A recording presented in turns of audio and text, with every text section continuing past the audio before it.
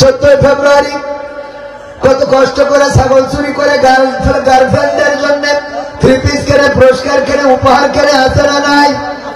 গার্লফ্রেন্ডের জন্য ছাগল চুরি করেছে।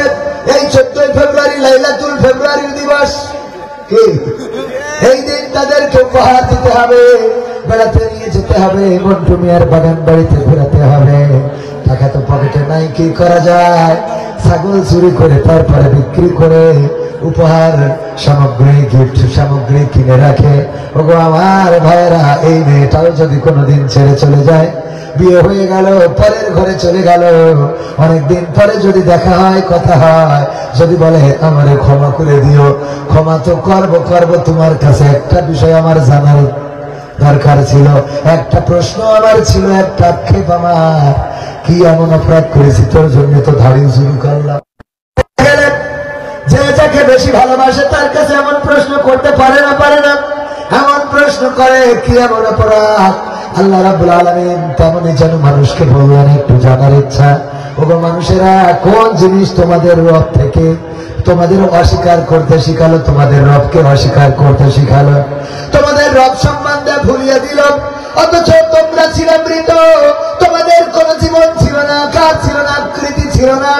আমি তোমাদের জীবন দিলাম, আকার দিলাম, আকৃতি দিলাম, আমি তোমাদের কথা বলার শক্তি দিলাম, আমি তোমাদের ধরার শক্তি দিলাম, আমি তোমাদের মারার শক্তি দিলাম, আমি তোমাদের স্লোগান দেওয়ার শক্তি দিলাম, আমি তোমাদের এই জমিনের পরে বিচরণ করার শক্তি দিলাম। আমি তোমাদের একদিন আবার এই পৃথিবী থেকে বিদায় করে দেব, একদিন আমার কাছে ফিরে আসতে হবে, আবার তোমাদের পুনরুজ্জীবিত করব। তবু আমার বান্দারা বলো, এত কিছুর পরে আমারে কেমনে ভুলে যাও? আমরা আল্লাহকে ভুলেছি না ভুলি নাই? কথা কয় না। আল্লাহকে কেমনে ভুললাম? কোরআনের এই মাহফিল এবং সাংস্কৃতিক অনুষ্ঠান, ইসলামী সাংস্কৃতিক অনুষ্ঠান, আমাদের শিল্পী গোষ্ঠীর শিল্পী ভাইয়েরা যে সঙ্গীত গুলো শোনালেন, মনোমুগ্ধকর সঙ্গীত, আমাদের আজিজ ভাই সেও পাখির ডাক শোনালেন, অনেক কিছু শোনালেন, সেগুলো মিউজিক ছাড়া ভালো লেগেছে না লাগে নাই? এত সুন্দর সুস্থ সংস্কৃতি থাকতে এখানে কোনো কিছুর দরকার নাই। যদি মমতাজ আপার মতো কোনো একজনকে আনা হতো, বলেন লোক এর থেকে কম হতো না বেশি হতো? অথচ সামনে বলেন, এই অঞ্চলে মুসলমান বেশি না হিন্দু বেশি? মুসলমান বেশি হওয়ার পরেও কোরআনের মাহফিলে আমার ভাইজান একজন বড় আলোচক হাফেজ মাওলানা কারি নুরুল ইসলাম ফারুকী সাহেব, আমার থেকে অনেক বড় আলোচক, এলাকার মানুষ হওয়ার কারণে আমার ভাইজান হয়তো বলেছেন কবির বিন সামাদ আলোচনা করার পরে আমার আলোচনা শুনতে চাইবে না। এলাকার মানুষ হইলে কেন শোনা যাবে না? সে কি কোরআন থেকে না বলে গীতা থেকে বলবে নাকি? কথা কয় না। বাইবেল থেকে বলবে, গীতা থেকে বলবে না, বাইবেল থেকে বলবে না, ইনজিল থেকে বলবে না, সে কোরআনের কথাই তো বলবে, আল্লাহর কথা বলবে, রাসূলের কথা বলবে। তাইলে তিনি এলাকার মানুষ হওয়ার কারণে কেন শুনবেন না, কেন জানবেন না? ওগো আমার ভাইরা, আজকে আমরা ভাইরালের পিছনে ছুটে বেড়াই, কে কত ভাইরাল তার আলোচনা শুনবো, কিন্তু কে কত বড় আলেম, কে কত বড় পরহেজগার, কে কত বড় আল্লাহওয়ালা, তাদের আলোচনা শোনার মতো মানসিকতা আমরা তৈরি করতে পারি নাই। বলেন দেখি, আমরা কি আসলে আত্মসমর্পণকারী হয়েছি?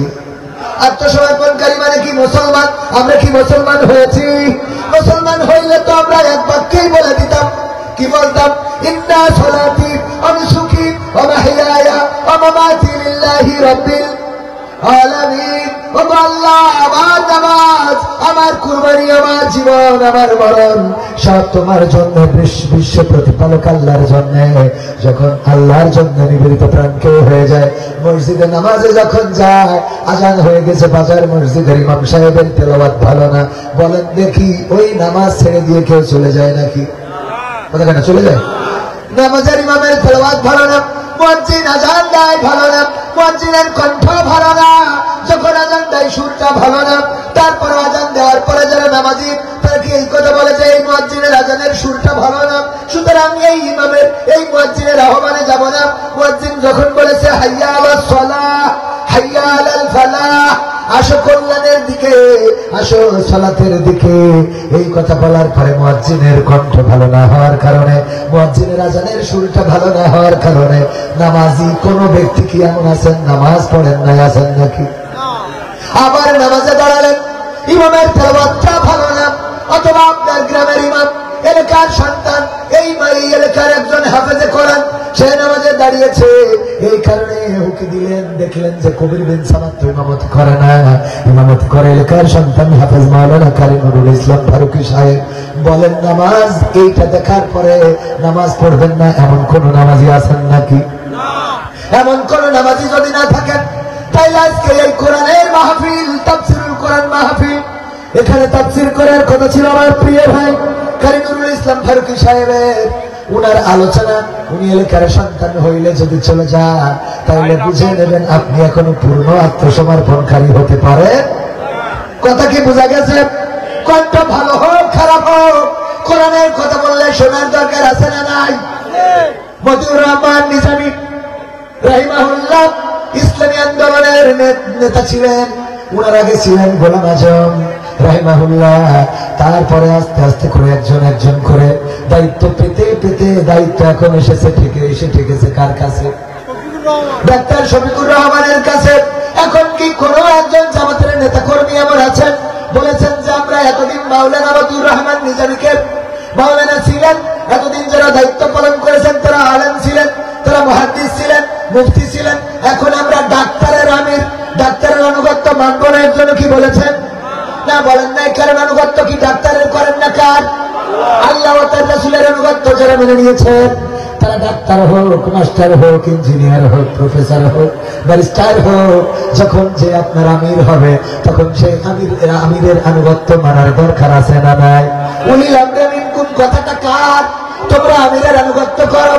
আমার ভাইয়েরা, আমরা আমিরের আনুগত্য মেনে নিলাম। বিশ্ব নবী বলেছেন, যদি তোমাদের মধ্যে হাফস্বীকৃত দাস, তোমাদের হাফস্বীকৃত দাস যদি তোমাদের নেতা হয়, তার আনুগত্য মানার দরকার আছে না নাই? তার আনুগত্য মেনে নিবেন। এটা হলো আত্মসমর্পণ করা, এর নাম মুসলমান।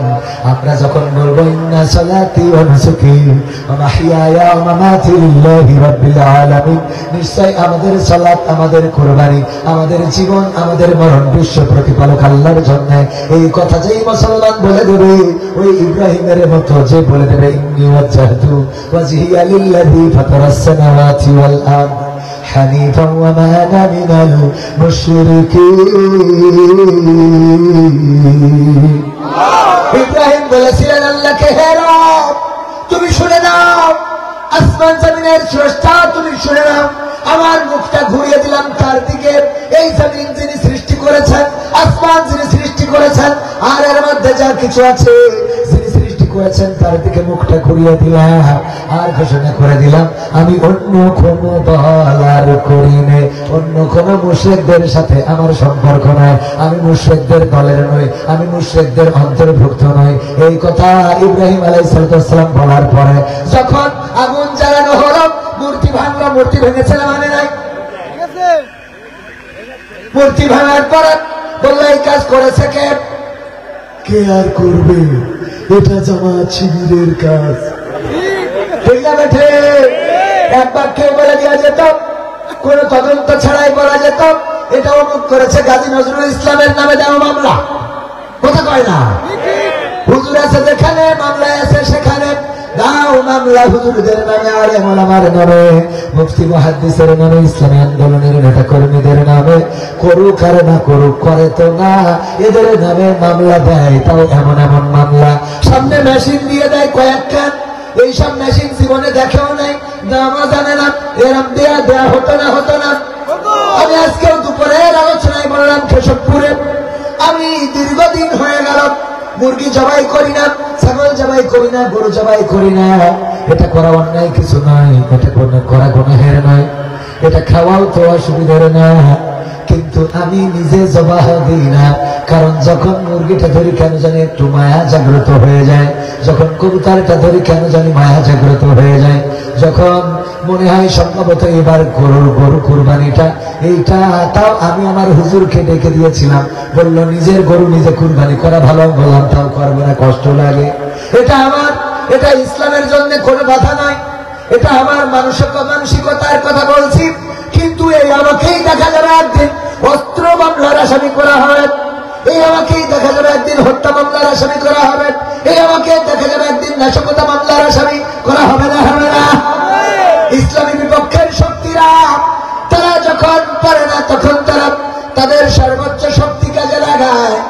গুম করে নাশকতার নামে মামলা চালিয়ে দেয়।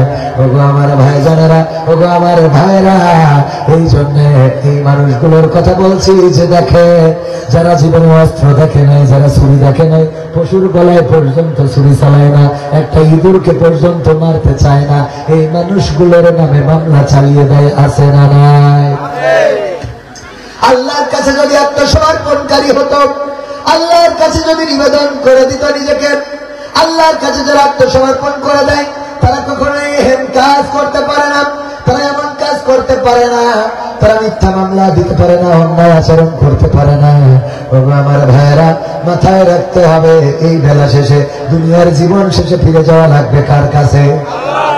রঙ্গরসের দিন ছিল তোমার একদিন, রঙ্গরসের দিন ছিল আমার একদিন, 12 ঘন্টা বেলায় আমার সন্ধ্যা হইল, পাখি উড়ে যাওয়ার বুঝি সময় হলো, পাখি উড়ে যাওয়ার বুঝি সময় হলো, পাখি উড়ে যাওয়ার বুঝি সময় হলো, পাখি উড়ে যাওয়ার বুঝি সময় হলো। শরীরে চামড়া ছিল টান, মিষ্টি সুরে গাইতাম গান, গলার আওয়াজ আমার কত দূরে যাইতো,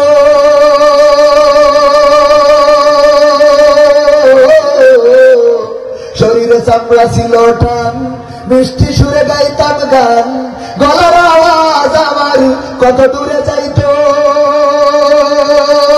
পাইকা গেল মাথার চুল, কথা বলতে পড়ে ভুল, পাইকা গেল মাথার চুল, কথা বলতে পড়ে ভুল, চোখে দেখি গন্ডগোল, দন্ত নড়িল, পাখি উড়ে যাওয়ার বুঝি সময় হলো, পাখি উড়ে যাওয়ার বুঝি সময় হলো, পাখি উড়ে যাওয়ার বুঝি সময় হলো, পাখি উড়ে যাওয়ার বুঝি সময় হলো। ঘন ঘন আসে দম, কানেতে শুনি কম, পিছে পিছে দম আমার ঘুরতে লাগিল,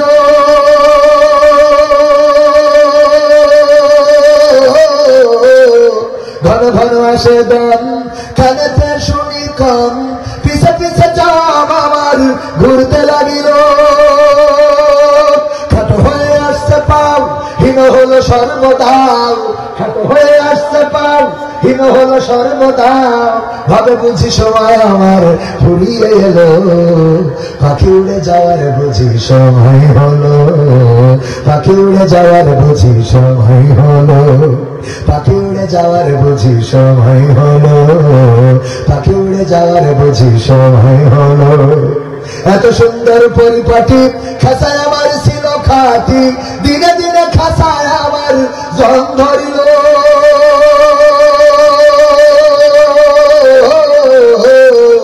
এত সুন্দর পরিপাটি খাসায় আমার ছিল খাটি, দিনে দিনে খাসায় আমার জং ধরিল। পুরাতন খাসাতে পাখি করে শুধু ডাকা ডাকি, পুরাতন খাসাতে পাখি করে শুধু ডাকা ডাকি, একদিন আমায় দিয়া পাখি উড়িয়া যাইব, পাখি উড়ে যাওয়ার বুঝি সময় হলো, পাখি উড়ে যাওয়ার বুঝি সময় হলো, পাখি উড়ে যাওয়ার বুঝি সময় হলো, পাখি উড়ে যাওয়ার বুঝি সময় হলো। রঙ্গরসের দিন ছিল আমার একদিন, রঙ্গরসের দিন ছিল সাসার একদিন, 12 ঘন্টা বেলা সাসার সন্ধ্যা হইল, পাখি উড়ে যাওয়ার বুঝি সময় হলো, পাখি উড়ে যাওয়ার বুঝি সময় হলো, পাখি উড়ে যাওয়ার বুঝি সময় হলো, পাখি উড়ে যাওয়ার বুঝি সময় হলো। ঠিক না বেঠে? ওগো আমার ভাইয়েরা, তাইলে ইব্রাহিম আলাইহিস সালামের কথা বলছিলাম, বললে এই মূর্তি ভেঙেছে কে? বললো এই মূর্তি ভাঙতে পারে ইব্রাহিম, কারণ তাকে কখনো দেবতার সামনে যাইতে দেখি না, তারা কখনো আমাদের সাথে পূজা মণ্ডপে যাইতে দেখি নাই, তারা আমাদের উপাসনালয়ে দেখি নাই, সুতরাং এই কাজ সে করতে পারে, ও কাজের মেলায়ও যায় নাই। ইব্রাহিমকে ডাকা হলো, ইব্রাহিম আলাইহিস সালাম বুদ্ধি করে সবগুলো ভাঙলেন, খালি যে এইটা বড় ওইটার কাঁধের উপরে কুড়াল রাখলেন। বললো ইব্রাহিম এই কাজ কি করেছো নাকি তুমি? বললো আমার এজিগাও কেন? ওই যে কুড়াল তো বড়টার কাঁধের পরে আছে, আমার মনে হয় ওই বড়টা খাবার নিয়ে গোলমাল করি, যে সামনে যে খাবার এই খাবার নিয়ে গোলমাল বাজায় রাগ হয়ে গেছে, বাকিগুলো সব মেরে ফেলিছে। কয় ইব্রাহিম ফাজলামি করো, আমাদের মজা না, আমাদের কি উল্টো পাল্টা বুঝাও কেন? কয় তুমি কি জানো না আমাদের মূর্তি নড়তে পারে না, হাঁটতে পারে না, কথা বলতে পারে না, মারামারি করতে পারে না, খাইতে পারে না। কয় এত কিছুতে এত পারে না, তাইলে এত খাবার সামনে কেন? আর বলা লাগবে না, বোঝা হয়ে গেছে। এই কাজ করেছ তুমি, শাস্তি হলো তোমার জন্য জাহান্নাম তৈরি করব। কারণ আনা রব্বুকুমুল আলা, আমি নমরুদ রব। ফিরাউনও একই কথা বলেছিল। ফিরাউন বলেছিল আমি তোমাদের রব। নমরুদ বলল আমি জানলাম আমি রব, আমি প্রভু, এই জন্য আমি জাহান্নাম বানাবো। তোমার শাস্তি হলো জাহান্নামে। জাহান্নাম বানানো হয়ে গেল। আগুন বানানোর পরে ইব্রাহিমকে যখন আগুনে ফেলানোর জন্য সব প্রস্তুত হয়ে গেল, তখন বলল আগুন, তখন ইব্রাহিম বলল ও নমরুদ আমারে ছেড়ে দাও, ছেড়ে দাও, আমি আর কোনোদিন এমন ভুল করব না। কথা কয় কয় ঠিক? দোয়া করবেন আপনি আমাদের শিল্পী গোষ্ঠী আরেকবার সঙ্গীত শুনে। হ্যাঁ, উনি আসলে আমি উনি আসলে শেষ করে দেবো, তারপরে উনার আলোচনা করে শিল্পীদের গান শোনাবেন। কথা ঠিক আছে? আলোচনা মাঝখানে আমরা মেলা ডিস্টার্ব দিচ্ছেন,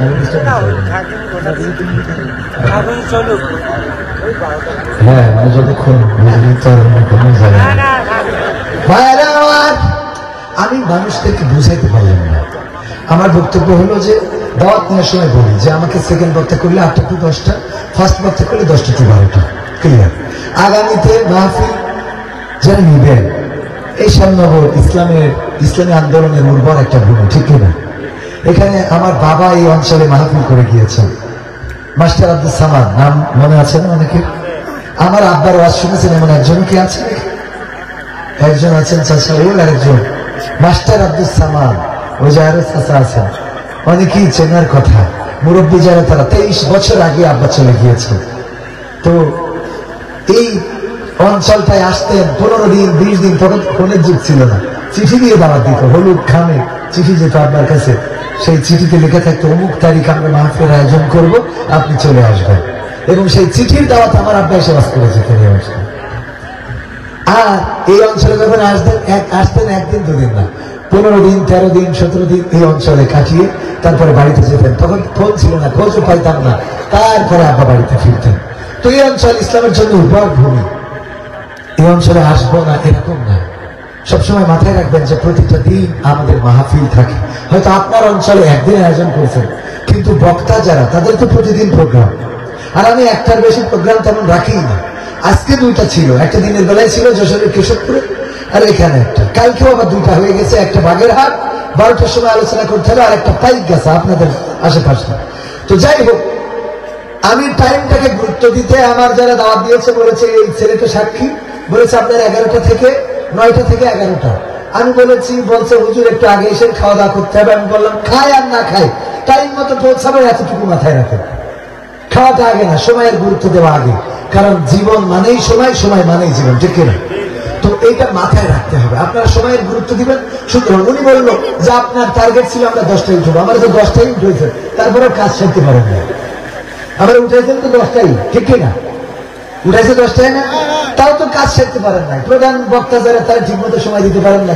শিল্পীরা বললো আমরা অনেক প্রস্তুতি নিয়ে আসি, তাও করতে পারেন নাই। আবার আমারই বলেন যে হুজুর আপনি নেন, আমাদের আরো অতিথি আসবে। আসবে তো অবশ্যই, অতিথিদের আসতে হবে। আমাদের শ্রদ্ধাভাজন অতিথিরা কথা বলবেন, আমাদের রাখবা, ওনাদেরও দরকার আছে না নাই? তবে ওনাদের কথা শুনবো। আমি এই কথাগুলো বললে আমার আলোচনার লাইন হারিয়ে যাবে, ওই কথা না বলে বরং আলোচনায় ফিরে আসি। আপনারা শুনবেন আর অন্তত আধা ঘন্টা শোনা যাবে, আধা ঘন্টা। ভাইরা আমার, ইব্রাহিম আলাইহিস সালাম বললেন আমারে ক্ষমা করে দাও, আমার ভুল হয়েছে, প্লিজ।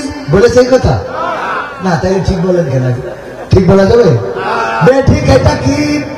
বেঠিক আমি বললাম যে ইব্রাহিম বললেন আমারে মাফ করে দাও, আর কোনোদিন এমন করব না।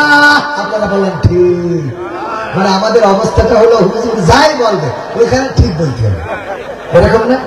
বুঝে শুনে বলতে হবে। আল্লাহ বলেছেন ওয়াইযা কুরিআল কুরআনু ফাসতামিউ লাহু ওয়া আনসিতু লাআল্লাকুম তুরহামুন। যখন তোমরা কোরআন শুনবে, কোরআন তোমাদের সামনে বলা হবে, তখন তোমরা তোমাদের হৃদয়ের কান দিয়ে শুনবে চুপ থেকে, যাতে করে তোমাদের উপরে কার রহমত, আল্লাহ রহমত বর্ষণ হতে পারে। বলেন সুবহানাল্লাহ।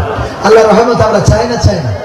আল্লাহ রহমত যদি চায় তাহলে এখানে এই মাহফিল, কোরআনের মাহফিল, এই মাহফিলে এই মাহফিলে মনে করেন যে দূর দূরান্তে যারা আছেন, আমি বলবো কোরআনের সম্মানে বসে যাওয়া যাবে না? যাবে না? বসে যাওয়া যাবে ইনশাআল্লাহ। আমার ভাইজান মুহতারাম হাফেজ মাওলানা কারি নুরুল ইসলাম ফারুকী সাহেব, উনি সম্ভবত খাওয়া দাওয়া করেন না, এই জন্য ওনাকে একটু বিদায় দিতে হয়েছে। কষ্ট পেয়েছেন আপনারা? আল্লাহ ভাইয়ের কণ্ঠকে বিশ্বব্যাপী কবুল করে নিন, বলেন আমিন। আপনার এলাকার সন্তান খুব সুন্দর করে আলোচনা করছিলেন, ওনার আলোচনা আরো দরকার ছিল। সাংস্কৃতিক অনুষ্ঠানটা আমার মনে হয় যে আরো একটু সাজানো গোছানো পরিমার্জিত হতো যদি আপনারা আসর থেকে মাগরিব পর্যন্ত অথবা মাগরিব থেকে ঈশা পর্যন্ত সাংস্কৃতিক অনুষ্ঠান করতেন, তাহলে সেটা ছিল পারফেক্ট টাইম। কথা বোঝেন? তখন এটা পারফেক্ট টাইম ছিল। এরপরে আলোচনা, যেহেতু তাফসীরুল কোরআন মাহফিলের সাথে সাংস্কৃতিক অনুষ্ঠান রেখেছেন, অথবা আলোচনার পার্টটা শেষ করে তারপরে সাংস্কৃতিক পার্টে চলে যেতেন, তাইলেও সুন্দর হতো। কথা বুঝেছেন কিনা? আলোচনার মধ্যে মাঝখানে আমার মনে হয় এটা না করে শেষে এবং অথবা আগে। তো আমি আমার শিল্পী ভাইদেরকে বলবো অবশ্যই লাস্টে আবার পারফরমেন্স করতে হবে। আল্লাহ ভাইদেরকে তাওফিক দিন, বলেন আমিন। যে সঙ্গীতগুলো শোনাচ্ছিল আমি মন্ত্রমুগ্ধের মতো শুনছিলাম। এই প্রত্যন্ত অঞ্চলে তারা এত সুন্দর করে সঙ্গীত শোনাচ্ছিলেন, এটা সত্যি আমাদের উৎফুল্ল করে, আমাদেরকে প্রফুল্ল করে। আল্লাহ ভাইদের কণ্ঠকে বিশ্বময় কবুল করে নিন, বলেন আমিন। শুনবো আমরা কি দিয়ে? হৃদয়ের কান দিয়ে, মন দিয়ে, যাতে করে এমন না হয়ে যায় যে হুজুর কালেকশন করছে যে 50,000 টাকায় মাহফিলে দেওয়ার মতো কি কেউ আছে? কেউ হাত উঁচু করে না, সুন্দর করে ওয়াজ করে শোনায়। ভাইয়েরা আমার, 50,000 টাকা যদি কেউ মাহফিলে দেন, কোরআনের ইজ্জতে তার সম্মান দুনিয়া আল্লাহ বাড়িয়ে দেবেন। পরকালে মা বাবা দাদা নানি যারা আছে তারা জান্নাতে যাবেন। কেউ আছেন নাকি 50,000 টাকা দেওয়ার মতো? একজনও হাত উঁচু করে না। হুজুর ওয়াজ করে করে যখন ক্লান্ত হয়ে গেছে, অমনি মাথা গরম হয়ে গেল। এবার বলছে, এই 50,000 টাকা দেওয়ার মতো কি একজনও নেই? হাত উঁচু করেন। তো একজন মাছ সত্যি ঘুম এসে গেছিল আর কি, ওই হাত উঁচু করেন, শুনে হাত উঁচু করেন। নাম কি? ওবায়দুল কাদের। আল্লাহ ওবায়দুল কাদের 50,000 টাকা করলো দান, বাড়িয়ে দাও, সম্মান দেখায় দিয়ে দাও। আল্লাহ দুনিয়ার জীবন সহজ করো, আখিরাতের জীবন মুক্তির করো। মা বাবা দাদা দাদি নানা নানি আপনজন যারা কবরে, কবরগুলো জান্নাতের বাগান করে দাও। এই কথা যখন বলেছে, ও বলতেছে মনে মনে, আল্লাহ কেন যে হাত উঁচু করলাম, কিছুই তো বুঝি নাই। 50,000 টাকা তো দূরের কথা, বিড়ি কেনার মতো 20 টাকাও তো পকেটে নাই। দেখাই দেয় না আসলে কি হয়ে গেছিল, ঘুমের মধ্যে চলে গেছে। দেখলো আজকে যা করে করুক, কিছুই বলবো না। পরের দিন চলে গেল হুজুরের কাছে। হুজুর, গতকালকের মাহফিলে আমি একটা বিপদ ঘটাইছি। কি বিপদ? হুজুর ওয়াজ করছিলেন, করতে করতে আমি কখন ঘুমিয়ে গিয়েছি টের পাই নাই। হুজুর কালেকশনে চলে গিয়েছেন, বুঝি নাই। বললো হাত উঁচু করেন, কিন্তু এর আগে বলেছে 50,000 টাকা কে দেবেন, হাত উঁচু করেন। আমি আগের লাইন শুনি নাই, পরের লাইন শুনে হাত উঁচু করে বসে আছি। হুজুর আমার তো 50 টাকাও নাই বিড়ি কেনার মতো, এখন করবোটা কি? কয় অসুবিধা নাই, যেহেতু ভুল করে হাত উঁচু করেছেন। রোজায় যেমন যদি কেউ ভুল করে খেয়ে ফেলে, রোজা কি ভাঙে? না, ভাঙে না। তেমনি ভাবে ভুল করে হাত উঁচু করেছেন, অসুবিধা নাই। বললো সেটাতেও অসুবিধা না, কিন্তু আমার চিন্তা তো অন্য জায়গায়, আমার টেনশন অন্য জায়গায়। কি টেনশন? হুজুর আমাদের ওই হুজুর দোয়া করে দিয়েছে আমার মা বাবা দাদা দাদি নানা নানি 14 গোষ্ঠী যেন জান্নাতে থাকে। এখন আমি যদি এই টাকা না দিতে পারি, তাইলে আমার মা বাবা দাদা দাদি নানা নানি 14 গোষ্ঠী রেখে আবার জান্নাতে বের করে জাহান্নামে রাখবে নাকি? টেনশন আছে না নাই? কারণ আমি তো টাকা দিতে পারি নাই। আমার ভাইয়েরা, এই জন্য হাত উঁচু করার সময়, ঠিক বেঠিক বলার সময় বুঝে শুনে বলার দরকার আছে না নাই?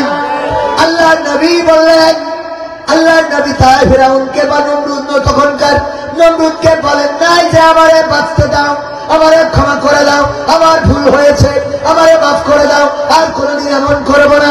এই কথা বলে নাই, বরং আল্লাহর কাছে কাছে মাথা নত করা ইব্রাহিম আলাইহিস সালাম তার সিদ্ধান্তে অটল হয়ে রইলেন।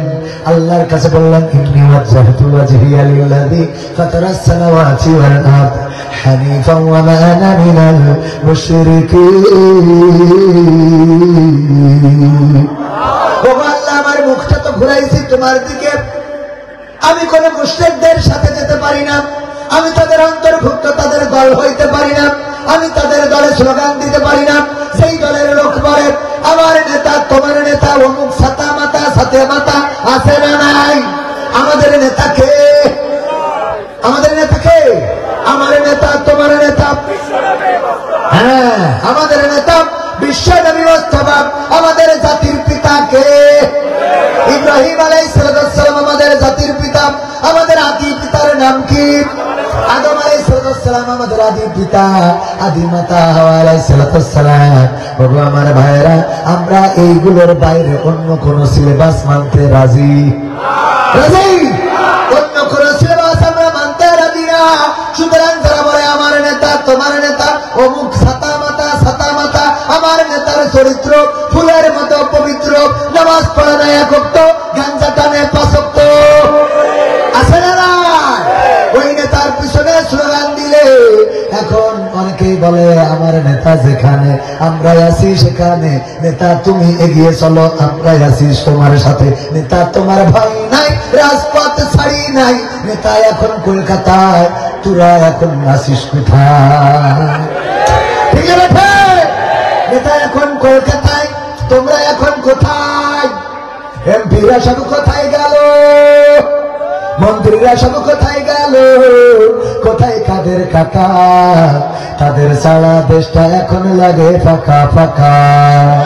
পালাবো না, পালাবো না, প্রয়োজন হলে ফখরুলের বাসায় গিয়ে উঠবো। আমাদের আগে শিল্পীরা গেয়েছে না? কোথায় গেল কাকা? ফখরুল তোমার বাসায় আসেনি, কেন কেন বলেছে না? না, ফখরুলের বাসায় ওরা জিজ্ঞাসা করেছে আছে কিনা। আমি নিজেই গিয়েছিলাম ঠাকুরগাঁওয়ে এবং ওই জেলায় যে জিজ্ঞাসা করেছি এই জেলাতে ফখরুলের বাসায় কি এসেছে নাকি, কয় না আসে নাই। আমি নিজেই জিজ্ঞাসা করেছি, মিথ্যা বলছি না।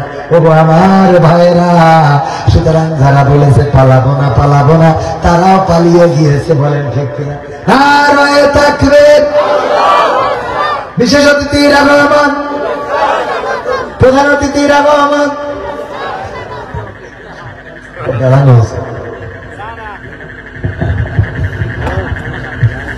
আমি তো আসলে সব অতিথির এখনো চিনি করি, বিশেষ অতিথি বিশেষ প্রধান যেই হন আসেন বসে, ইনশাআল্লাহ। আমরা আজকে সারা রাত মাহফিল শুনলে কোনো অসুবিধা আছে? গাড়ি গাড়ি দরজা খুলুন। হ্যাঁ, আমি তো 11টা পর্যন্ত আমার টাইম, আর 15 মিনিট আছে। আল্লাহ কবুল করুন, বলেন আমি। পালাবো না পালাবো না, যাই না তবু দেখা, পালাবো না পালাবো না, যাই না তবু দেখা। তাদের সারা দেশটা এখন লাগে ফাঁকা ফাঁকা, ওদের সারা দেশটা এখন লাগে ফাঁকা ফাঁকা। আইন মন্ত্রী আটকে গেল আইনেরই ফাঁকে, গাড়ি সারা দরবেশের ভণ্ড ভণ্ড লাগে, ঠিক না বেঠে? আইন মন্ত্রী আটকে গেল আইনেরই ফাঁকে, গাড়ি সারা দরবেশের ভণ্ড ভণ্ড লাগে। শুনছি কত নেতা নেত্রী খাইতেছে ভাই ডান্ডা, বিচারপতি কালামানিকের ফাটিয়েছে আন্ডা। পলকের ঝলক গেল, পলকের ঝলক গেল থামিয়ে নেটের চাকা। তাদের সারা দেশটা এখন লাগে ফাঁকা ফাঁকা, ওদের সারা দেশটা এখন লাগে ফাঁকা ফাঁকা। কই গেল সেই সংসদেতে মমতাজের গান, কোথায় গেল হযরত বলা স্বামী মুসলমান, ঠিক না বেঠে? স্বামী মুসলমান আবার গর্ত থেকে বের হয়েছে, টেলিভিশনে সাক্ষাৎকার দিয়েছে, সে অনলাইনে এসে ওই যে কে যেন ঠিকানায় কোন সাংবাদিক যেন তার কাছে সাক্ষাৎকার দিয়েছে, সে এখন উল্টা গান গাওয়া শুরু করে দিয়েছে, ঠিক না বেঠে? আবার সংসদে বলল বঙ্গবন্ধুর হত্যার পরে তারা নাকি বন্দুক নিয়ে বের হয়েছিল প্রতিবাদে। বাঘা সিদ্দিকী, অনেকে বলে কাদের সিদ্দিকী, সে নাকি বড় প্রতিবাদী ছিল।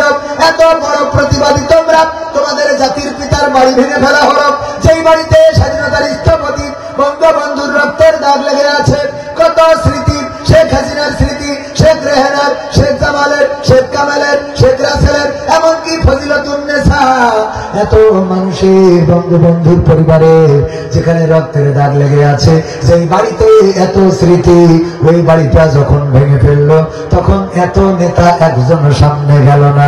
তার মানে এই নেতাগুলো হলো পেয়েছে যতদিন, খেয়েছে যতদিন, নিয়েছে যতদিন, গেয়েছে ততদিন, যখন দেখেছে পাওয়া হবে না, খাওয়া হবে না, তখন বলেছে আর গাওয়া হবে না। ঠিক না? ঠিক। যারা ভাষণ দিত সামনে আসো, আমাদের পুলিশ লাগবে না, তোমরা আসো, তোমাদের দেখে নেওয়া হবে, আসো সামনে আসো, আমরা যদি পিশাব করে দিই সেই পিশাবেই তোমরা পানির মতো ভেসে যাবে। এত পিশাবের জোর। এখন দেখা যায় যে ওরা পিশাব করা তো দূরের কথা, আমি বললাম জোর যদি এত থাকে, তোমরা তোমাদের বানের পানির দরকার নেই, সুনামির টর্নেডোর সাইমুমের দরকার নেই, একটু এসে আমাদের ইরধানের একদিকে জমি ভিজাই দাও, দেখি কেমন মেশিন পানি ওঠে। ঠিক না? তার মানে এইসব কথাগুলো বলতো যখন পিছনে লোক ছিল, যখন শক্তি ছিল, যখন পাওয়ার ছিল, পুলিশ ছিল, আর্মি ছিল, বিডিআর ছিল, বিজিবি ছিল, আর ওদের বড় বড় বন্দুক ছিল। এই বন্দুকগুলো থাকার কারণে বড় বড় কথা বলেছে। আর আমরা বলি, আমরা যারা আল্লাহর কাছে নিজেদেরকে আত্মসমর্পণ করেছি, তারা আল্লাহর কাছে জীবনটা বিক্রয় করে দিয়েছি। তোমাদের বন্দুকের নলের কাছে ইসলামী আন্দোলনের নেতা কর্মীরা ভয় পায় না। এই জন্য আমাদের কোরআনের খাদেম যারা, ইসলামী আন্দোলনের নেতা কর্মী যারা, তারা জেলখানাকে বেছে নিয়েছে, তারা ফাঁসির রশিকে বাছাই করে নিয়েছে, তারপর বাতিলের কাছে মাথা নত করে নাই। আমার মাহফিলে এসেছেন আল্লামা মামুনুল হক সাহেব, নাম শুনেছেন? হাফিজাহুল্লাহ, শাইখুল হাদিস আল্লামা আজিজুল হক রাহিমাহুল্লাহর সুযোগ্য সন্তান আল্লামা মামুনুল হক সাহেব, উনি আমার মাহফিলে এসে বললেন, আপনারা দেলোয়ার হোসেন সাইদি রাহিমাহুল্লাহকে কেমন করেছেন?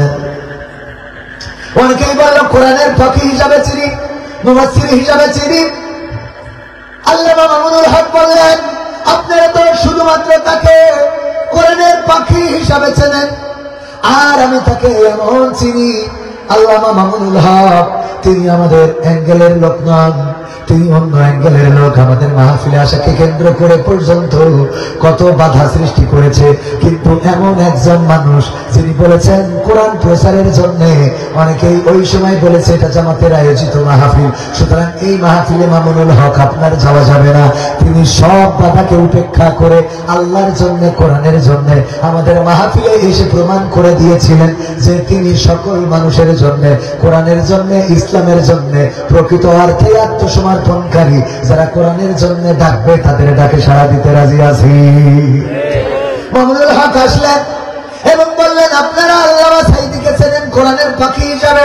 আমার কথা বলছি না, আমি মামুনুল হকের কথা বলছি, রিলে করে শোনাচ্ছি। উনি বললেন, আমি তাকে কেমন চিনি আপনাদের যদি একটু শোনাই। জেলখানায় 2013 সালে একসাথে থাকার সৌভাগ্য হয়েছিল, তখন আল্লামা দেলোয়ার হোসেন সাইদি আমাকে জানিয়েছেন, এই বাতিলেরা তারা আমাকে জেলে ভরার পরে প্রস্তাব করেছে, আল্লামা দেলোয়ার হোসেন সাইদি আপনার তো কণ্ঠ ভালো, আপনার সুর ভালো, কোরআনের কথা বলে বেড়া, আপনাকে আমরা ছেড়ে দিতে রাজি আছি যদি আপনি আমাদের শর্ত মেনে নেন। কি শর্ত? আপনি যদি মুক্তি চান, আপনি কোন রাজনীতি করবেন না, ইসলামী আন্দোলন করবেন না, আপনি ইসলামী আন্দোলন ছেড়ে দেবেন, বিনিময়ে আমরা আপনাকে অর্থ দেব, টাকা দেব, ঘর দেব, বাড়ি দেব, গাড়ি দেব, এমনকি আমরা নেতা বানিয়ে, এমপি বানিয়ে, ধর্মমন্ত্রী বানাতেও আমাদের কোনো আপত্তি থাকবে না।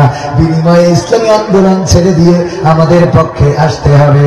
আল্লামা সাইদি 2013 সালেই বলে দিয়েছেন, তোমরা যা দেওয়া সম্ভব, আল্লাহর নবীর মতো বলেছেন। আল্লাহর নবী যেমন বলেছিলেন, তোমরা তো সেটা দিতে চাও যেটা দেওয়া সম্ভব, আর তোমরা যদি আমার হাতে এই আকাশের সূর্যটা ডান হাতে তুলে দাও, আর আকাশের চন্দ্রটা যদি আমার বাম হাতে এনে দাও, তারপরে দিনের দাওয়াত দেওয়া ছেড়ে দেব না। আল্লাহ দেলোয়ার হোসেন সাইদি বলেছিলেন, তোমাদের জন্য যেটা দেওয়া সম্ভব সেটা তো দিতে চেয়েছো, যেটা অসম্ভব সেটাও যদি দিয়ে দাও, তারপরেও আমি ইসলামী আন্দোলনটা ছেড়ে দেব না। আল্লাহু আকবার বলেন না? এর বিনিময়ে 2013 থেকে 2023 সাল পর্যন্ত 10টি বছর কারাগারের মধ্যে থেকেছেন। একজন মানুষ এই 10 বছরের মধ্যে একবারও চিন্তাও করেন নাই যে ঠিক আছে, যেহেতু ছাড়ে না ছাড়ে না। সুতরাং আমি তাদের প্রস্তাবে রাজি হয়ে যাই। দিনের পর দিন কারারুদ্ধ থেকেছেন, জেলখানার কুঠুরিতে থেকেছেন এমন অবস্থায়। শফিকুল ইসলাম মাসুদ ভাইয়ের বক্তব্য শুনে থাকতে পারেন, একজন পুলিশ অফিসার বা একজন পুলিশ, জেলখানার পুলিশ বলল, ভাই আপনি আজকে আসার সময় একটা জায়নামাজ বেশি করে আনবেন, নামাজ পড়ার সময় একটা জায়নামাজ বেশি করে নিয়ে আসবেন। কেন? আপনি আসার পরে বলবো শফিকুল ইসলাম মাসুদ ভাই একটা জায়নামাজ বেশি করে আনলেন। তারপরে ওই পুলিশের কাছে আসলেন, পুলিশ বললেন ভাই জায়নামাজটা দেন। আমি নামাজি লোক, আমি আল্লাহর কাছে নিবেদিত প্রাণ একজন মানুষ, মিথ্যা বলতে পারবো না বলে আপনাকে বলেছি জায়নামাজটা আনার জন্য। আমি চাইলে এটা কিনে দিতে পারতাম, কিন্তু আমাকে মিথ্যা বলতে হতো। আমাকে কি বলতে হতো? কেন মিথ্যা বলতে হতো? কারণ হলো আমি যেই জেলখানায় ডিউটি করি সেখানেই কোরআনের পাখি আল্লামা দেলোয়ার হোসাইন সাইদি সেই জেলখানায় সেখানেই রয়েছেন। আমি দেখি যখন তিনি ঘুমান, আহারে বালিশও নাই, হাতের নিচে মাথাটা দিয়ে ঘুমিয়ে থাকেন। কোরআনের এত বড় একজন খাদেম, কোরআনের পাখি, 50টা বছর তিনি এই বাংলার আনাচে কানাচে শুধু নয় গোটা বিশ্বের জমিনে 50টিরও বেশি দেশে কোরআনের বাণী প্রচার করেছেন। যার কোরআনের বাণী শুনে পথহারা মানুষেরা পথের দিশা পেয়েছেন, যার কোরআনের বাণী শুনে অন্য ধর্মের লোকজন ইসলাম ধর্মে দীক্ষা নিয়েছেন, সেই মানুষটা জেলখানার মধ্যে নিজের হাতটা মাথার নিচেই দিয়ে ঘুমায়। এটা যখন দেখি কষ্টে বুকটা ফেটে যায়, কিন্তু কিছু তো করার নাই, জেলখানার রুলস মেনে চলতে হবে। আমাদের এত ক্ষমতা নাই একটা বালিশ তাকে দিয়ে দেব। জায়নামাজ একটা বেশি আনতে বললাম এই জন্য, একটাই আপনি দাঁড়িয়ে নামাজ পড়বেন আজকে জুমায়, আর একটা আমার কাছে দিয়ে দেবে। যে জায়নামাজটা আমি জেলখানায় শো করবো যে আল্লামা সাইদির একজন শুভাকাঙ্ক্ষী তার নামাজের জন্য এই জায়নামাজটা দিয়েছেন, এই কথা বলে জায়নামাজটা ঢুকিয়ে দেব। আর কোরআনের পাখিকে বলবো এই জায়নামাজটা ভাঁজ করে একটু মাথার নিচে দিয়ে ঘুমাবে। এত কষ্ট করেছেন, বাতিলের কাছে মাথা নত করেন নাই। 10টা বছর পার হয়ে গেছে, এই 10 বছরের মধ্যে একটা দিনের জন্য চিন্তাও করেন নাই যে আজকে এত নির্যাতন, এত নিষ্পেষণ। তার থেকে বরং তাদের কথাটা মেনে নিই, তাদের প্রস্তাবটা মেনে নিই। প্রস্তাব মেনে নেন নাই, বরং এই মানুষটারে আবার জেলখানা থেকে বের করে নিয়ে চলে গেল হাসপাতালে নিয়ে যে ইনজেকশন পুশ করে শহীদ করে দেওয়া হলো। ওই দিন কোরআনের পাখির কবর দিয়েছিলাম এই নিজ হাতে। এই হাতে আল্লামা সাইদির লাশটা ধরেছি, এই হাতে আল্লামা সাইদির কবরটা খনন করার সৌভাগ্য আল্লাহ করে দিয়েছিলেন। ওই দিন হৃদয় উজাড় করে কেঁদেছি। আল্লামা সাইদির 3জন সন্তান বেঁচে আছেন, 3জন সন্তানকে বুকে আগলে নিয়ে বলেছিলেন গোটা বাংলাদেশে কোরআনের পাখির মুক্তি চেয়ে গান গেয়ে গিয়েছি। এমনকি কোরআনের পাখির মুক্তি চেয়ে গান গাওয়ার কারণে আমার উপজেলায়, ঝিকরগাছা উপজেলায় আমার যুবলীগ ছাত্রলীগের ভাইরা আমাকে ধরলেন, ইসলামী ব্যাংকের পাশ থেকে নামলাম, মোটরসাইকেলে উঠলাম, ধরে নিয়ে গেলেন, আমাকে নির্যাতন করলেন, নিষ্পেষণ করলেন। একটাই কথা ছিল, রাষ্ট্র যারে রায় দিয়েছে, জেলখানায় ভরেছে, সেই মানুষের মুক্তি চেয়ে কেন গান গাইলেন? আমি যেদিন আল্লামা সাইদি চলে গেল, বারবার মনে হচ্ছিল যে এই মানুষটার মুক্তি চাওয়ার কারণে আমার নির্যাতনের শিকার হতে হলো, সেই মানুষটার মুক্তি চাওয়ার কারণে আমাকে কলার ধরা হলো, সেই মানুষটার মুক্তি চাওয়ার কারণে আমাকে জুলুমের শিকার হতে হলো। আজকে সেই মানুষটা চলে গেল, ও আল্লাহ মুক্তি চাইলাম, তুমি আমার মুক্তি দিয়ে দিলে যে দুনিয়ার জমিনে আর দেখা হবে না। টেকনাফ থেকে তেতুলিয়া, রূপসা থেকে পাতুরিয়া, একটি নামে সবাই যাকে চেনে, 1-2 জন নয়, শতাধিক মানুষ জীবন দিল শুধু জারি প্রেমে। সেই মানুষের মুক্তি চেয়ে যেতাম আমি গান গে, সেই মানুষের মুক্তি চেয়ে যেতাম আমি গান গে, ওই মানুষটি নাই দুনিয়ায় নাই।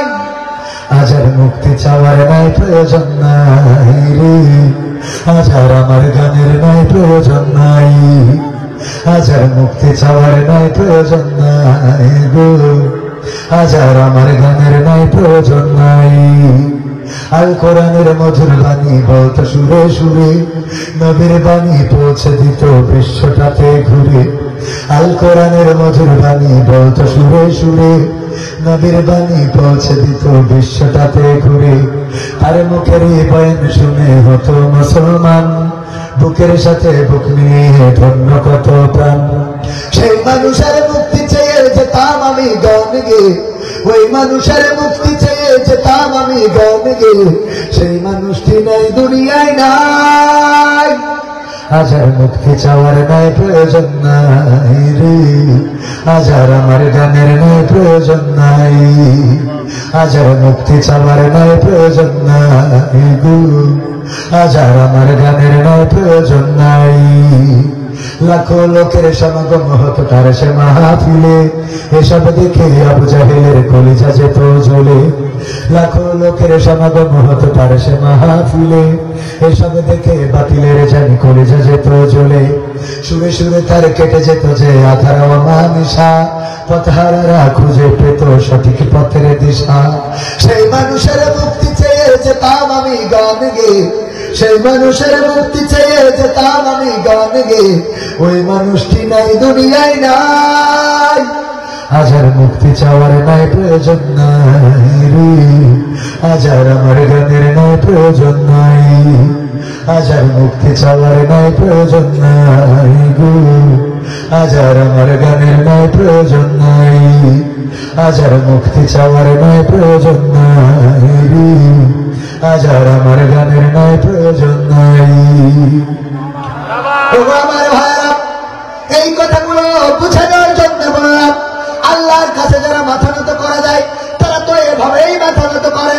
তাদেরকে প্রস্তাব দেওয়া হয়, তোমাদের ঘর দেওয়া হবে, তোমাদের বাড়ি দেওয়া হবে, তোমাদের টাকা দেওয়া হবে, তোমাদের গাড়ি দেওয়া হবে, তোমাদের সুন্দরী নারী দেওয়া হবে, তোমরা যা চাও তাই দেওয়া হবে, বিদেশে ব্যবসা করতে পারবা, বেগম পাড়ায় বাড়ি বাড়াতে পারবা, তোমরা চাইলে বুর্জ খলিফায় সেখানে ফ্ল্যাট কিনতে পারবা, তোমাদের অসুস্থতায় সিঙ্গাপুর মাউন্ট এলিজাবেথে চিকিৎসা নিতে পারবা, তোমরা পিকনিক করার জন্য থাইল্যান্ডে যেতে পারবা, তোমাদের কোনো সুখের অভাব থাকবে না।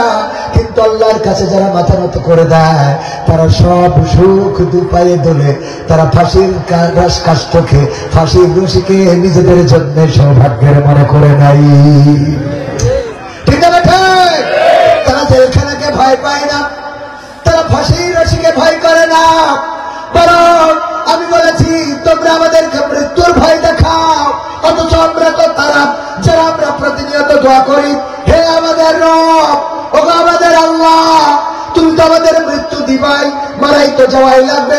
তুমি বলেছো কুল্লু নাফসিন যায়িকাতুল মাউত, প্রত্যেক প্রাণীকে মৃত্যুর স্বাদ গ্রহণ করা লাগবে, সুতরাং মরতেই তো হবে। ও আল্লাহ, তুমি আমাদের অ্যাক্সিডেন্টে মরণ দিও না, তুমি আমাদের পানিতে ডুবাইয়ে চুবাইয়ে মরণ দিও না, তুমি আমাদের হার্ট স্ট্রোক ব্রেন স্ট্রোকে মরণ দিও না, তুমি আমাদের বিমান ক্র্যাশ খাইয়ে মরণ দিও না। ও আল্লাহ, তুমি আমাদের আকস্মিক মরণ দিও না, তুমি মরণ যখন আমাদের দিবা কোরআনের আন্দোলনে থেকে, রাজপথে থেকে বাতিলের মোকাবেলায় যেন নিজের জীবনটা উৎসর্গ করে দিতে পারি। শাহাদাতের মৃত্যুটা আমাদের নসিবে দিয়ে দাও।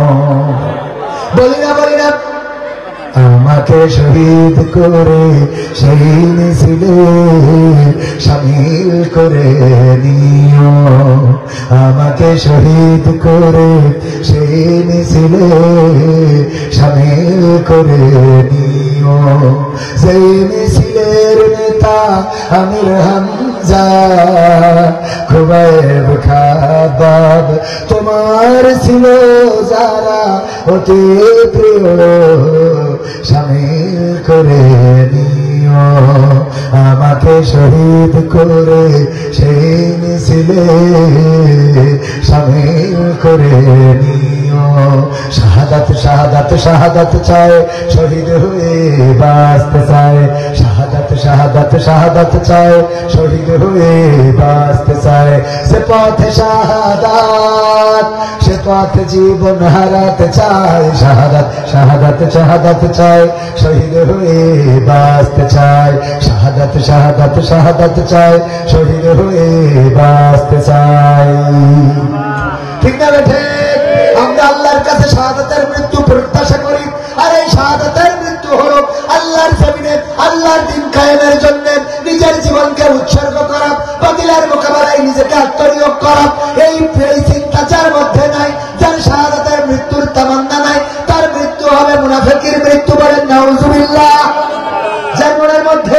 শাহাদাতের মৃত্যুর তামান্না নাই, তার মৃত্যু হবে কিসের মৃত্যু? মুনাফিকের মৃত্যু। এই মৃত্যু কি চায়? মুনাফিক এত ভয়ঙ্কর, আল্লাহ নবী সাল্লাল্লাহু আলাইহি ওয়াসাল্লাম বলেছেন মুনাফিকের স্থান হবে জাহান্নামের সবচেয়ে নিচে জায়গায়, সবচেয়ে নিচে এমন জায়গায় যেখান থেকে যখন জাহান্নাম নিঃশ্বাস ছাড়ে তখন উপরের জাহান্নাম গুলো ভয় পেয়ে যায়। ওই নিম্ন স্থানে দেয়া হবে মুনাফিকদের। বলেন দেখি, মুনাফিক হয়ে মরার দরকার আছে নাকি? তাহলে শাহাদাতের তামান্না রাখার দরকার আছে না নাই? আমরা যারা ইসলামী আন্দোলন করে তাদের সামনে দাঁড়াতে আমাদের কোনো আপত্তি হয় না। এই জন্য কোরআনের পাখি যেদিন তার ফাঁসির রায় দেওয়া হয়েছিল সেই দিন এই বাংলাদেশের তাওহীদি জনতা, আবার তাওহীদি জনতা নিয়ে অনেকের চুলকানি আছে না নাই? উপদেষ্টাদের মধ্যে একজন তাওহীদি জনতা নিয়ে কটাক্ষ করেছেন। আমরা বলবো উপদেষ্টারা ইসলাম নিয়ে বাংলার জমিনে কটাক্ষ করে টিকে থাকা যাবে?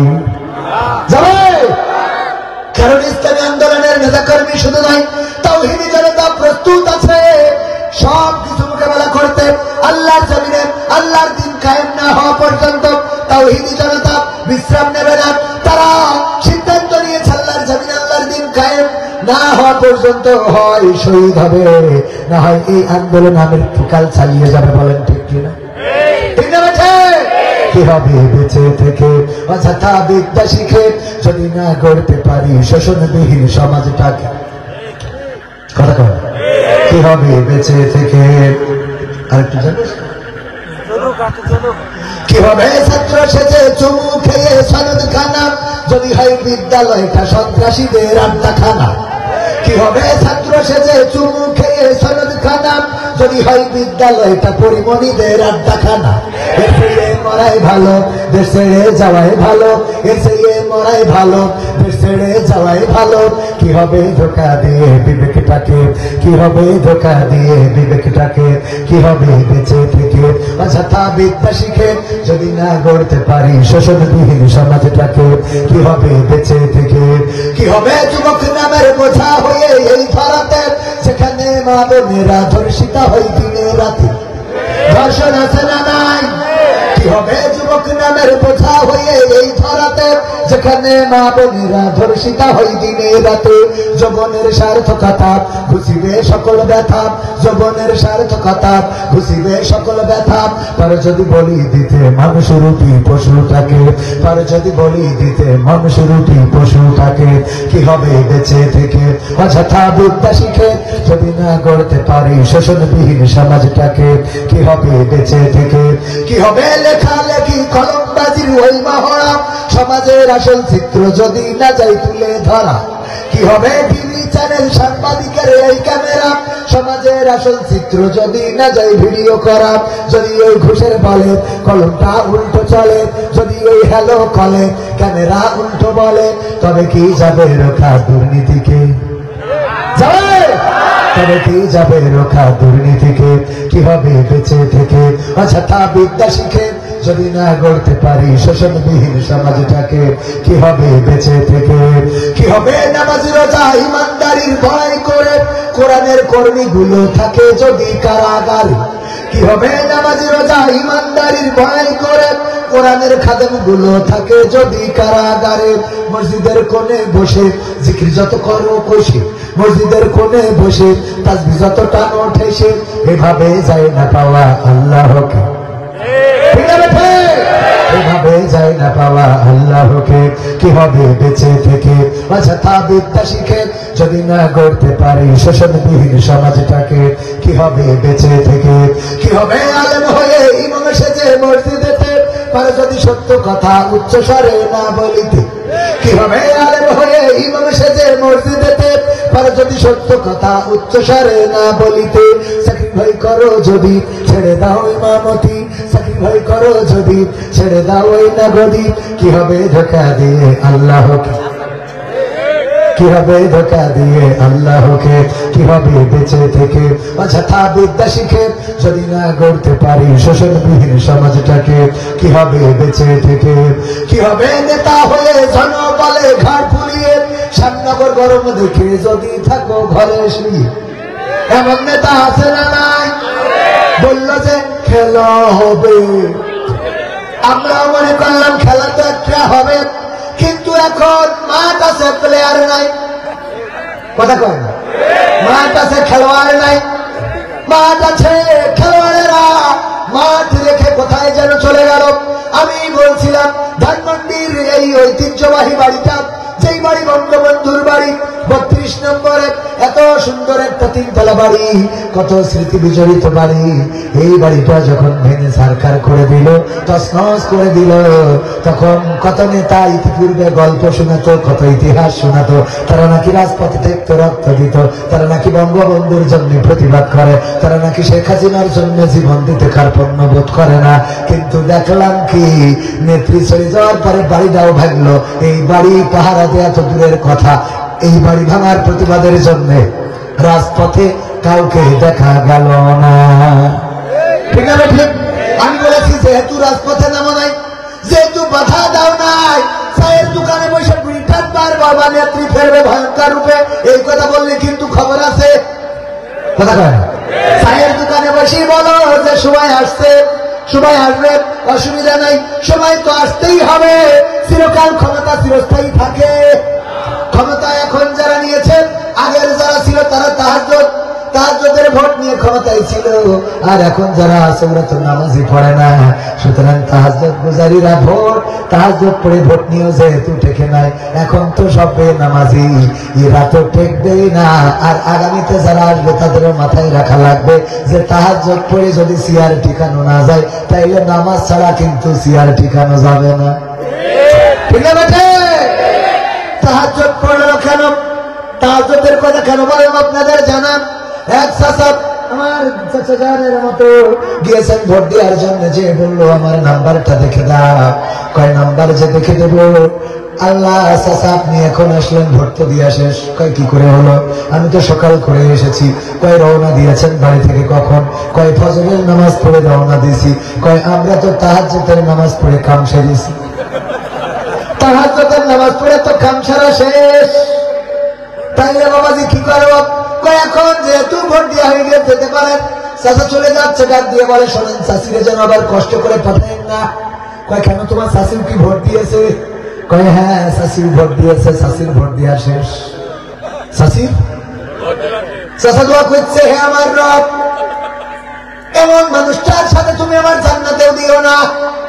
পরকালে আল্লাহর নবী দোয়া করেছে যে যেদিন মা তার সন্তানের পরিচয় দেবে না, সন্তান তার মায়ের পরিচয় দেবে না, ভাই তার বোনের পরিচয় দেবে না, বোন তার ভাইয়ের পরিচয় দেবে না, স্ত্রী তার স্বামীর পরিচয় দেবে না। আল্লাহর নবী দোয়া করেছেন, ওগো আল্লাহ আমি যেন আমার বিবি খাদিজাকে না হারাই। আর আমি দোয়া করছি, আল্লাহ তুমি দয়া করে এই বুড়ির সাথে আমার জান্নাত দিবা না। যারা ভোট নিল ওদের মনে একটু কৌতূহল জাগলো, কারণটা কি? চাচারে ডাক দিয়ে বললো, চাচা চাচির সাথে কি ফাইট খুব বেশি নাকি? কেন এমন দোয়া করলেন যে জান্নাতের যেন দেখা না হয়? বললো দেখো তোমার চাচি আজকে 12টা বছর হলো মরে কবরে যেয়ে ঘুমাইছে, এসে যখন ভোটটা দিয়ে গেছে আমার কি তার একটু খোঁজ নিয়ে যাওয়ার দায়িত্ব ছিল না? ঠিক না বেঠে? 12টা বছর কবরে ঘুমানো, সে উঠে হাসিনার ভোট দিয়ে গেছে, অথচ আমার খোঁজ নিয়ে যায় নাই। ও থাকুক হাসিনার সাথে, আমার সাথে ওর লাগবে না। ঠিক না বেঠে? এই জন্য তাহাজ্জুদ গুজারির ভোট, এটা নিয়েও যেহেতু চেয়ার টেকে না, বেনামাজিরা টিকবে না। আগামীতেও যারা আছে অনেকেই বলে কোরআনের সাথে রাজনীতির সম্পর্ক নেই। আমি বললাম তুমি তাইলে টুপি মাথায় দিয়ে আবার সর্বনায়ের দরবারে কেন গেলে? কি কথা কয় না? কোরআনের সাথে রাজনীতির সম্পর্ক নেই, সর্বনায়ের মাদ্রাসায় তো কোরআন পড়ায়, ঠিক না ঠিক? তা ওখানে আপনার জাতি হবে কিসের জন্য? ঠিক না বেঠে? কোরআনের সাথে যেহেতু রাজনীতির সম্পর্ক নাই, আমরাও বলি কথাটা মেনে নিলাম। সুতরাং কোন রাজনৈতিক দলের নেতারা স্টেজে উঠতে পারবে না, কারণ যেহেতু এটা কোরআনের স্টেজ। ঠিক না? কোরআনের স্টেজে রাজনৈতিক নেতাদের আসতে হবে কেন? যেহেতু রাজনীতির সাথে সম্পর্ক নাই।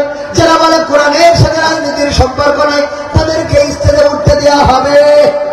আর যারা বলে কোরআনের সাথে রাজনীতির সম্পর্ক আছে, আমাদের তাদের কোরআনের সাথে আমরা আছি, কারণ কোরআন দিয়ে একটা সুখী সমৃদ্ধশালী সমাজ আনতে চায়। এই কোরআন কায়েম যদি করতে চায় শেখ হাসিনা, তাইলে তার পক্ষেও আমরা আছি না নাই? সেদিন একজন বলছে শেখ হাসিনা কোরআন কায়েম করতে চাইলে ওর পক্ষে নেই, এত রাগ। সামনেতে বলছে শেখ হাসিনা যদি কোরআন কায়েমও করতে চায় তাও তার পক্ষে যাব না, হুজুর বইলে লাভ নাই। আমি কইলাম বুঝতে হবে ভালো করে, যদি বাংলাদেশে আওয়ামী সরকার কোরআন এতদিন পর্যন্ত এতদিন ধরে আমরা বলেছিলাম এই জমিনে কোরআন কায়েম করে দেন, আপনাকে ঠিকানোর জন্য আমরা আছি, ঠিক না বেঠিক? যদি বিএনপি কোরআন কায়েম করতে চায় আমরা বিএনপির পক্ষে আছি। যদি জামাত ইসলাম কোরআনের বিপক্ষে দাঁড়ায় তাহলে আমরাই জামাতের বিপক্ষে দাঁড়াবো, বলেন ঠিক কিনা? এই আমাদের সূত্র, এই আমাদের কি সূত্র।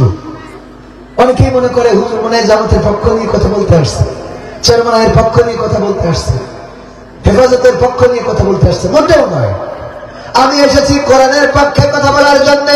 কোরআনের পক্ষে যদি বিএনপি থাকে সেই বিএনপি কে মানতে আমার কোনো আপত্তি, কিন্তু কোরআনের বিপক্ষে যদি চরমনায় হেফাজতে ইসলাম, তাবলীগি ইসলাম, জামাতে ইসলাম দাঁড়ায়, এমন ইসলাম আমরা মানতে পারবো? পারবো না।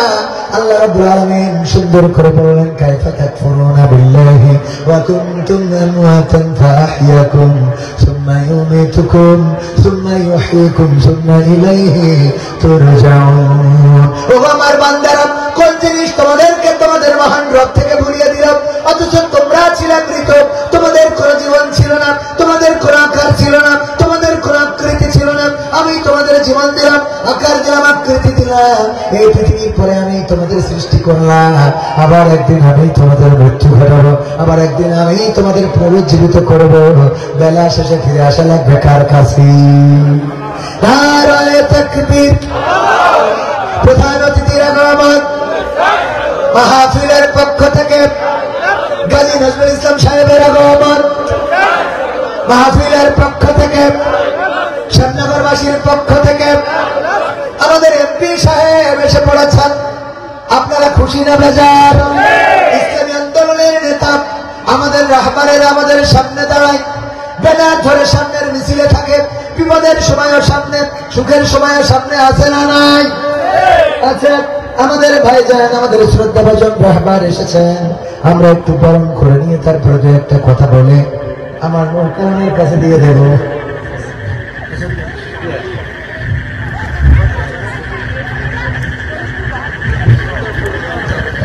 নারায়ে তাকবীর, নারায়ে তাকবীর, আল্লাহু আকবার। প্রধান অতিথির আগমন, শুভেচ্ছায় স্বাগতম, শুভেচ্ছায় স্বাগতম, প্রধান অতিথির আগমন, নারায়ে তাকবীর।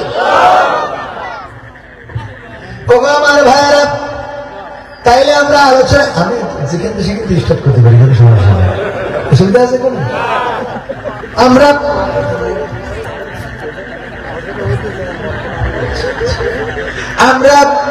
ফিরে আসি আলোচনা। অতিথি এসেছেন, আমাদের শিল্পীরা গান শোনাবেন। আমাদের আজিজুর ভাই পাখির ডাক, ওই ভাই আছে তো, শুনে গেছে, উনি আরো কিছু শোনাতে পারতেন, অনেক আইটেম ছিল। ও আমার ভাইরা, যেহেতু অতিথি এসেছেন ওনার ব্যস্ততা আছে না নাই?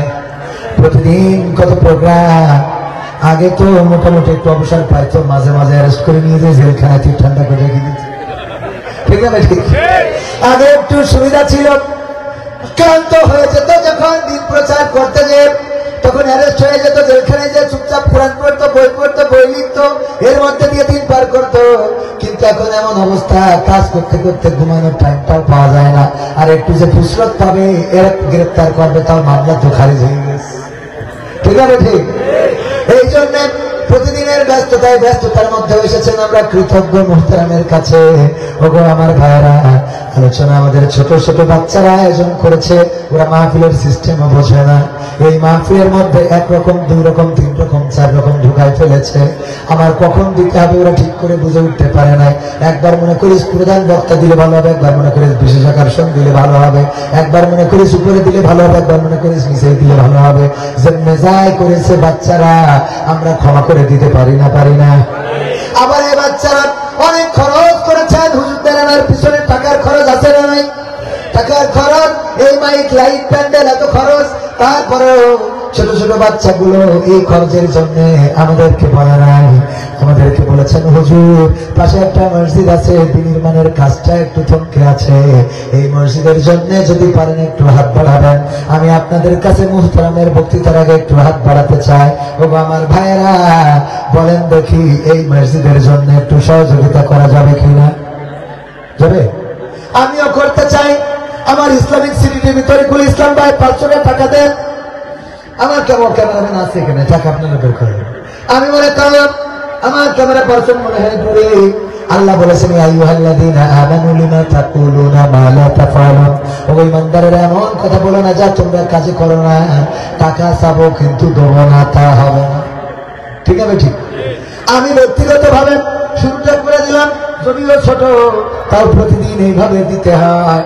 তার মানে 500 করে দিলে মাসে অন্তত 15,000 টাকা আমার কিন্তু এইভাবে স্টেজে যায়।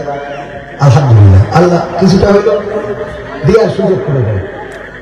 আমি দিলাম 500 টাকা এই মসজিদ নির্মাণের জন্য। সিমেন্ট, ইট, রড, বালু প্রত্যন্ত অঞ্চল, এই রাস্তায় আসতে যে আমার গাড়ির নিচে কয় জায়গায় ভেঙেছে না কি হয়েছে জানি না। আমি কিছু সঙ্গীত শোনানোর দরকার ছিল, হয়তো আজ আর হবে না। শোনানো কি কোনো গান? হ্যাঁ আমার ভাইয়েরা, একটা গান আমি কয়েকদিন আগে শুনেছিলাম। আমাদের মা বাবার জন্য মাঝে মাঝে একটু সহযোগিতার দরকার, মা বাবার জন্য একটু হাত বাড়ানোর দরকার। নতুন একটা গান, এই গানটা আমাদের নতুন না পুরাতন গান আমার কাছে, ইসলামী অঙ্গনে নতুন। আমি গানটা আমার খুব পছন্দ হয়েছে, তাই একটু এই গানটা করার চেষ্টা। এইটা করেই কিছু কালেকশন সামান্য 5 মিনিটের মধ্যে আপনারা টাকা দিয়ে দেবেন, মুহতারাম কথা বলবেন, তারপর সেগুলো গান শোনাবেন। আপনাদের অধৈর্য হয়ে যাবেন? অধৈর্য হবেন না? কারা কারা হাত তোলেন তো দেখি দেখি। আচ্ছা আলহামদুলিল্লাহ, অধৈর্য হবেন কারা কারা একটু হাত উঁচু করেন। অধৈর্য হয়ে যাবে সবাই, অধৈর্য হবেন না তো? ও তুমি জিন্দা থাকতে এক মুঠো ভাত, ও তুমি জিন্দা থাকতে এক মুঠো ভাত দাও নাই মা বাবার মুখে, মরলে খাওয়া পাড়ার লোক রেখে। ও মোহন আমার মরলে খাওয়া পাড়ার লোক রেখে। ঠিক আছে? তুমি জিন্দা থাকতে এক মুঠো ভাত, জিন্দা থাকতে এক মুঠো ভাত দাও নাই মা বাবার মুখে, মরলে খাওয়া পাড়ার লোক রেখে। ও মোহনা মরলে খাওয়া পাড়ার লোক রেখে। মাসে মাসে অনেক টাকা ব্যাংকে রাখো জমা, বাড়ি বাড়ি ভিক্ষা করে তোমার বাবা মা, ভাইয়ের তোমার বাবা মা। মাসে মাসে অনেক টাকা ব্যাংকে রাখো জমা, বাড়ি বাড়ি ভিক্ষা করে তোমার বাবা মা, ভাইয়ের তোমার বাবা মা। তোমার বউয়ের হাতে সোনার মালা, তোমার বউয়ের হাতে সোনার বালা, বউয়ের হাতে সোনার বালা, দিন যাই তার কত সুখে, মরলে খাওয়াও পাড়ার লোক রেখে। ও মোহন আমার মরলে খাওয়াও পাড়ার লোক রেখে, মরলে খাওয়াও পাড়ার লোক রেখে। ও মোহন আমার মরলে খাওয়াও পাড়ার লোক রেখে। এবার হিন্দু ভাইদের জন্য, সামনে করে হিন্দু আছে না নাই? হিন্দু খ্রিস্টান তাদের জন্য শ্রাদ্ধ করো, পশু করো, তোমার সাদা কাপড় গায়, কেউ 5 দিন কেউ 40 দিন, তারপর ভুলে যায় ভাইয়ের, তারপর ভুলে যায়। শ্রাদ্ধ করো, পশু করো, তোমার সাদা কাপড় গায়, কেউ 5 দিন কেউ 40 দিন, তারপর ভুলে যায় ভাইয়ের, তারপর ভুলে যায়। এমন বাবা মাকে, এমন বাবা মাকে সেবা না করলে, বাবা মাকে সেবা না করলে দিন কাটবে না তোর সুখে, মরলে খাওয়াও পাড়ার লোক রেখে। ও মোহন আমার মরলে খাওয়াও পাড়ার লোক রেখে, মরলে খাওয়াও পাড়ার লোক রেখে। ও মোহন আমার মরলে খাওয়াও পাড়ার লোক রেখে। ও তুমি জিন্দা থাকতে এক মুঠো মুঠো ভাত, জিন্দা থাকতে এক মুঠো ভাত দাও নাই মা বাবার মুখে, মরলে খাওয়া পাড়ার লোক রেখে ও মোহন আমার, মরলে খাওয়া পাড়ার লোক রেখে ও মোহন আমার, মরলে খাওয়া পাড়ার লোক রেখে। ঠিক না বেঠে? মাকে জ্যান্ত থাকতে খাওয়াই নাই, চিকিৎসাও ঠিক মতো করাই নাই, হাসপাতালেও নেয় নাই, শীতের সময় পোশাক কিনে দেয় নাই, একটু আঙ্গুর আপেল কিনে খাওয়াই নাই, মারা যাওয়ার পরে গরু জবাই করে কুলখানি করার মতো আল্লাহর ওলি আছে না নাই? আছে না নাই? এই মা যাদের নাই, বাবা যাদের নাই, মায়ের নামে বাবার নামে